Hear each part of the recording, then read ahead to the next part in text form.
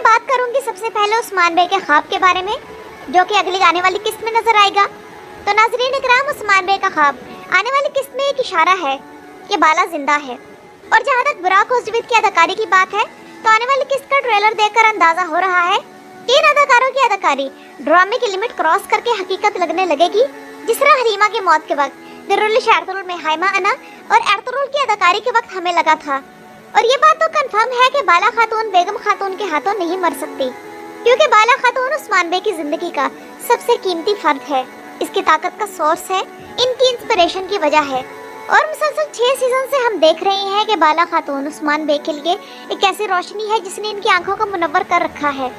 ये कोई आम औरत नहीं, बल्कि उस्मान बे की कुल कायनात और इनकी जिंदगी का हासिल है। और हमें उम्मीद है कि बाला खातून की मौत के हवाले से इस सिनेरियो को ज्यादा लंबा नहीं खींचा जाएगा और जल्द ओपन कर दिया जाएगा, शायद अगली ही किस्त में।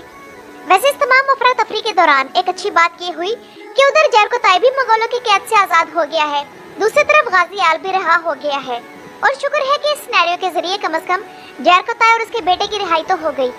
लेकिन नाज़रीन इकराम, एक चीज जो इस सीजन में मद्दाहों को बहुत ज्यादा तकलीफ दे रही है वो ये है कि सिर्फ 5 किस्तों पहले तक मद्दाहों का पसंदीदा किरदार इल्बाई आल इस तमाम सिनेरियो में कहाँ सेट होता है। आप लोग खुद देख लें कि पिछले 3 किस्तों में इल्बाई आल का होना ना होना बराबर है। और अगर आप लोगों ने अंदाजा लगाना हो कि किसी अहम किरदार को किस तरह बर्बाद किया जाता है, तो आप लोग इल्बाई आल को देख सकते हैं। और अब तो ये नौबत आ गई है कि इल्बाई आल को हर सीन में मंगोलो और सोफिया के साथ जबरदस्ती शामिल किया जा रहा है, जिसका इम्पैक्ट 0% है। और इल्बाई आल की कहानी राइटर्स की तरफ से सिनेरियो की गलत तब्दीली की सबसे बड़ी मिसाल है।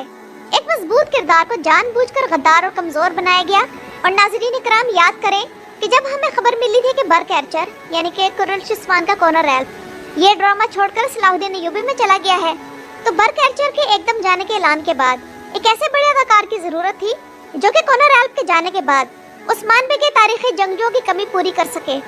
और एकिन मर्द जैसे बेहतरीन अदाकार के कुर्रतुल ज्वाइन करने के बाद हम लोग भी कॉनर एल्फ के जाने पर एहतजाज करना भूल गए थे और उम्मीद कर रहे थे कि अल्बाई की सूरत में एक और तारीखी किरदार देखने को मिलेगा, क्योंकि हम लोग समझे थे कि ये कारासी अमारत का वजीर हाजी इल्बाई है, जो कि बाद में औरहान बे का साथी बना। लेकिन मद्दाहों की खुशी की इंतहा न रही जब उन्हें एक किस्त में मालूम हुआ कि इल्बाई के साथ जो राज जुड़ा हुआ है वो ये है कि वो असल में सुंगर तकीन का पोता है। और मद्दाह इस किरदार से और भी ज्यादा अटैच्ड हो गए। और जब इल्बाई ने वजीर उमर को बचाया, तब हमें और भी यकीन हो गया कि अब इसे मुश्किल मिशन पर भेजा जाएगा। और वाकई फिर यही हुआ कि इल्बाई ने लुकास के कले में जासूसी की और कीमती मालूमात उस्मान बे को लाकर दी। लेकिन फिर किस्त नंबर 175 आई, जो कि मद्दाहों पर बिजली बनकर गिरी और हमें मालूम हुआ कि इल्बाई तो असल में मंगोलों का जासूस है। और इससे भी खतरनाक बात ये कि वो तो असल इल्बाई ही नहीं बल्कि उसके भेस में कोई और है, और ना ही वो सुंगर तकीन का पोता है। अब इस किरदार का ये पहलू इसके इस इमेज से बिल्कुल उलट था जो कि इस सीजन के शुरू में हमारे जहनों में बना दिया गया था। अब यहाँ ऑटोमेटिकली हमारे जहनों में कुछ बातें आने लगी। मसलन पहले नंबर पर ये कि अगर इल्बाई आल के यहाँ आने का मकसद काई कबीले का सरदार बनना था, तो वो उस्मान बे का जासूस बनकर बाज़ंतीनों के दरमियान जासूसी क्यों करता रहा और उसने अपनी जान को कई बार क्यों खतरे में डाला और कबीले से दूर क्यों रहा। उसे तो मौके की तलाश में रहना चाहिए था कि उस्मान बे कबीले से जाए और वो कबीले के लोगों को किसी तरह उस्मान बे के खिलाफ करके खुद सरदार बन जाए। नंबर 2, नकली इल्बाई ने उस्मान बे को अपना सुंगर तकीन का पोता होने का राज क्यों नहीं बताया। इस तरह तो उसका काम ज्यादा आसान हो जाता और वो उस्मान बे से भी करीब हो जाता।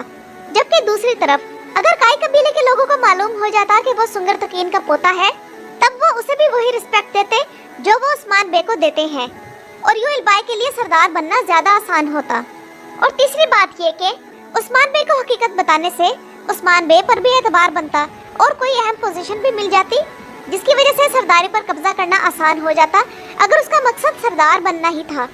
तो नाज़रीन इकराम, ये तमाम सवालात कंफर्म कर रहे हैं कि राइटर्स ने फैसला किया कि सिनेरियो को मजीद इंटरेस्टिंग बनाने के लिए इल्बाई को गद्दार दिखा दिया जाए और फिर उसे कुएं में जहर डलवाया गया, क्योंकि लोगों को जहर देना एक ऐसा जुर्म है जिसकी माफी नहीं और वाहिद हल यही है कि उसे काई नस्ल से निकाल कर कत्ल कर दिया जाए। लेकिन इस तरह फिर ये सवाल पैदा हो गया था कि क्या एर्तुगरुल गाजी के भाई की नस्ल गद्दार थी, और चूंकि सुंगर तकीन का पोता होना वो वाहिद वजह हो सकती थी कि जिसकी वजह से उस्मान बे इल्बाई की जान बख्श देते, तो उसके बारे में फिर राइटर्स को ये दिखाना पड़ा कि वो दरअसल सुंगरतकीन का पोता नहीं बल्कि कोई और है जो कि उसके भेस में यहाँ मौजूद है। तो इस नए सिनेरियो के बावजूद जो सवालात मैंने ऊपर बयान किए, इनमें से किसी एक का भी जवाब राइटर्स के पास मौजूद नहीं होगा।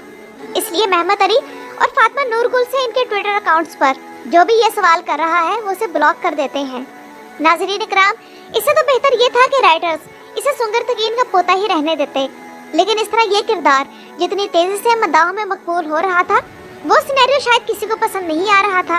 इसलिए तमाम सिनेरियो को 180 डिग्री के फर्क से पलट दिया गया और फिर ना तो वो सुंगरतकीन का पोता रहा और ना ही अब वो तारीखी आल्प एल्बाई है।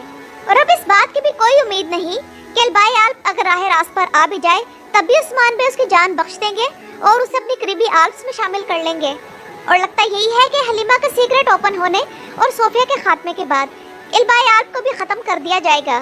तो नाज़रीन इकराम, मेरी इस राय के बारे में आप लोग क्या कहेंगे मुझे कमेंट्स में ज़रूर बताइएगा। मेरी वीडियो देखने का शुक्रिया।